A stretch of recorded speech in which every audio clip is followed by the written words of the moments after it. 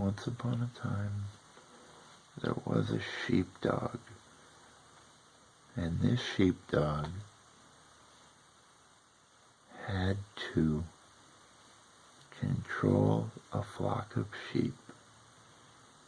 He had to run around and make sure the sheep went where they needed to go.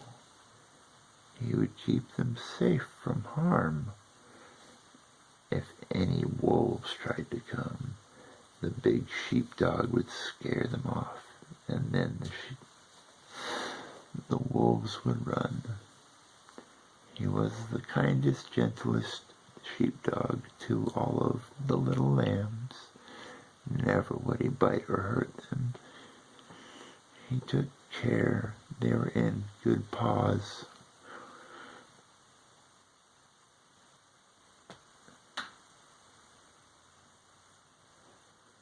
He would run alongside them in the morning of the day. He would make sure they went and ran the right way. We would stop for lunch and let them graze, but he would keep watch. Nothing would escape his gaze. Then off again the herd and flock would run, off into the distance towards the setting sun. And once at night the lambs would lay in a circle all around. The sheepdog, he wouldn't sleep. He'd stay up and listen for any sound. He'd walk around the circle of sheep, making sure that they're all safe, and wait until the morning when he could rest when they're awake. He was a good sheepdog. The shepherd trusted him so. They were a good combination. Not a single lamb did they let go, or fall to a wolf or a poacher of sort. The lambs and the sheep were all safe and loved each one. Scoot over a little bit.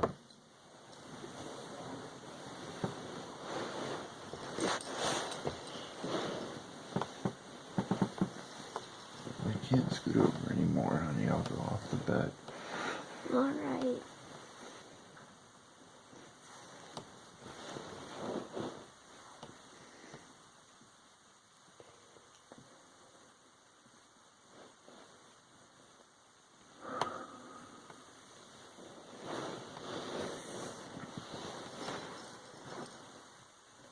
There once was a cat who could do a little jig.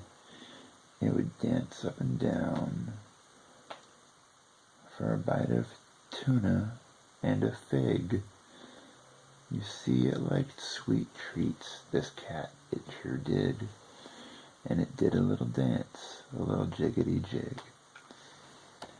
He would hop on his back paws and catch his balance standing up straight. And left foot, right foot, and then jump and twist and do a figure eight.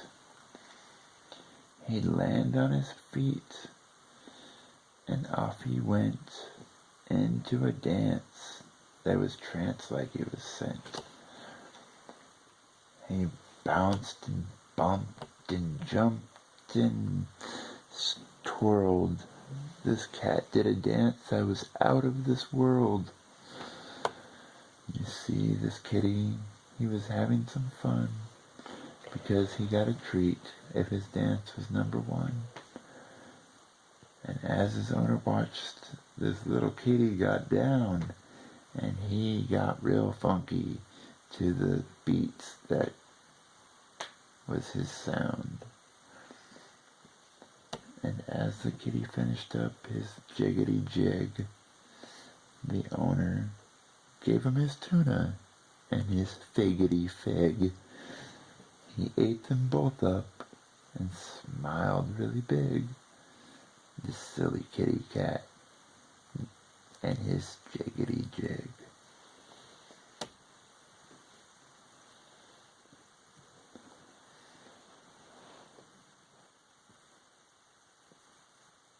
There once was a baker who made lots of sweet treats. He baked for hours and hours,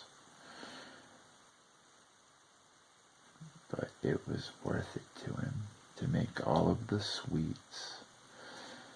He would make rum raisin pie and banana loaf bread. He'd make carrot cake while he sat on his head. He'd always be baking all day, the silly baker of the things he would say. Get me some tulips. This cake is so sweet. It will knock you right down, knock you off of your feet. Just from one taste, I swear, oh my, this cake is so sweet, you almost might die. Death by chocolate is what I'll say, but it won't. It'll be so good, it'll start your back up again, your heart back up again. Anyway, rebirth from sugar and yummy sweets, this baker did bake. He made things quite neat. Large cakes, small cakes, and everything in between.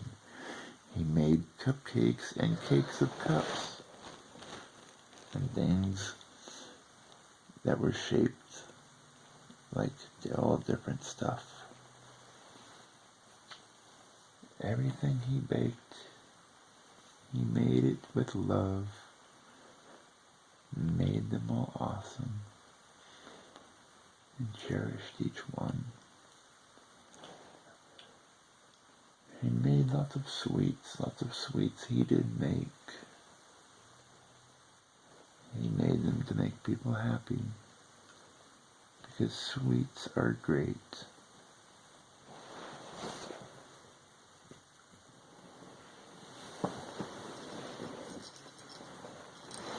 I thought you knew it.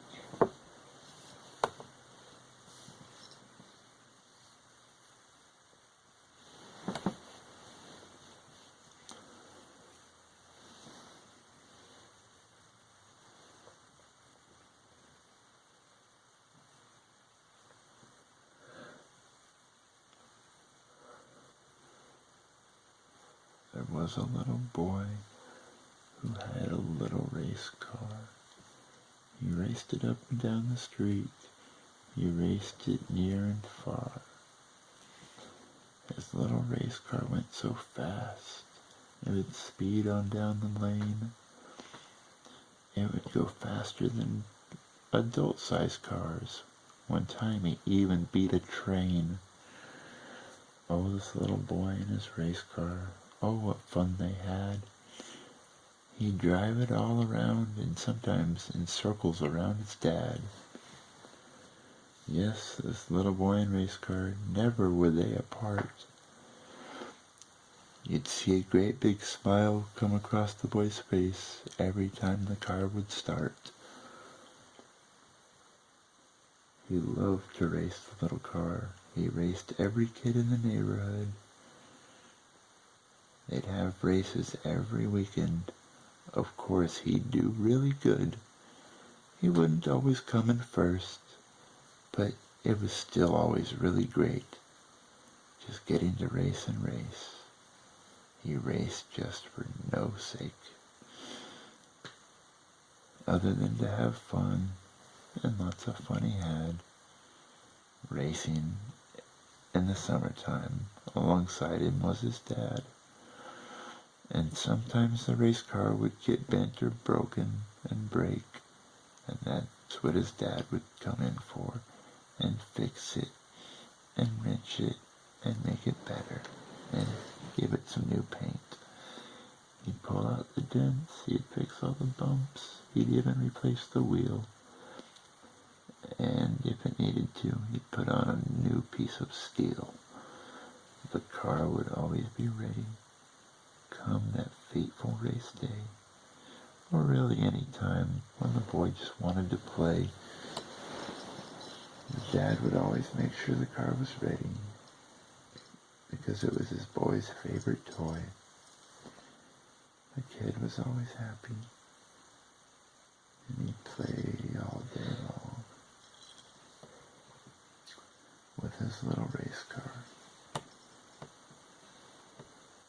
He'd hum a race car song.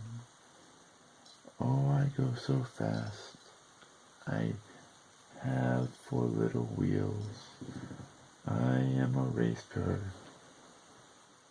The wind going by me is how it's supposed to feel. Because I am a race car.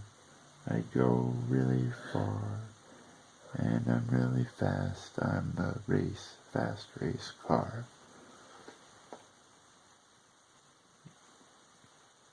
After the little boy would sing his tune,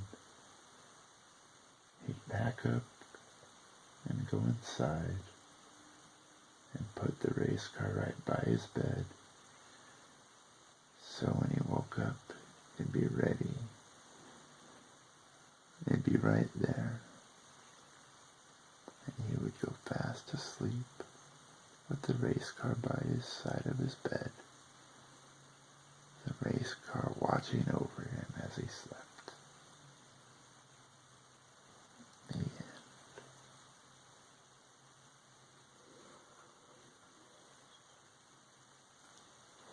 Another Okay. one? I'm trying to think of one. 2 little bumblebees that lived in a great big yard would always fly around bumping into one another. They would bump into each other right before they landed on a flower, because they would get so excited as soon as they saw a flower.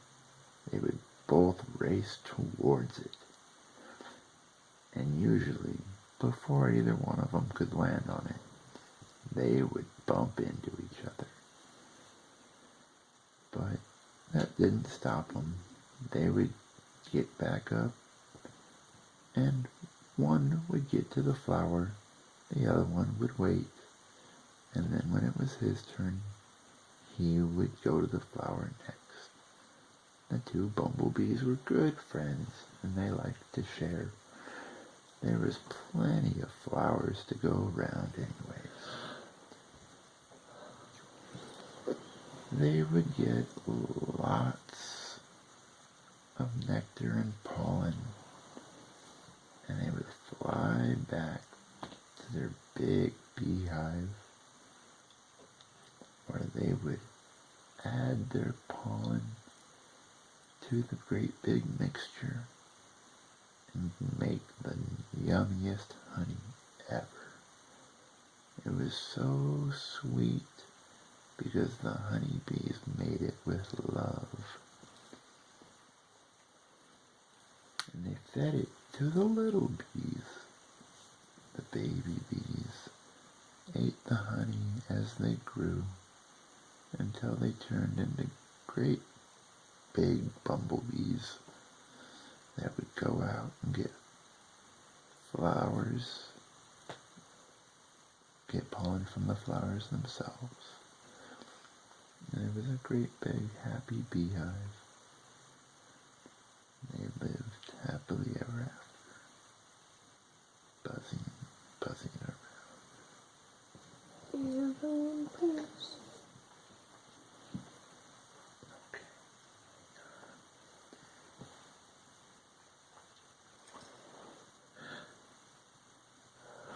Out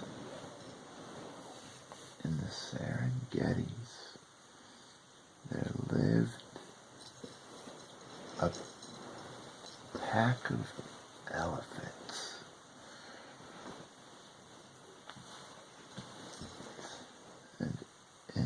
group of elephants. There was a silly little elephant who never got that big. This silly elephant was born very small. And you see, he never got very tall. The little elephant was a mini elephant and never got real big. He got much older, but size never followed.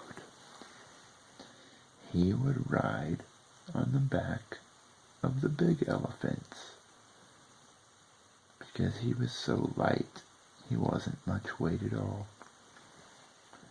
And the big elephants would lift him up with their trunks to the tall trees so he could pick leaves and fruit of his own. He would only need a cherry and a couple leaves, and that would be his meal. But the little elephant longed for a friend his own size, and he just never found another animal that he quite got along the same with. The monkeys would always laugh at him. "He's the smallest elephant ever. I bet mice are afraid of him," they would say. The sloths were just too slow and never really were much for conversation.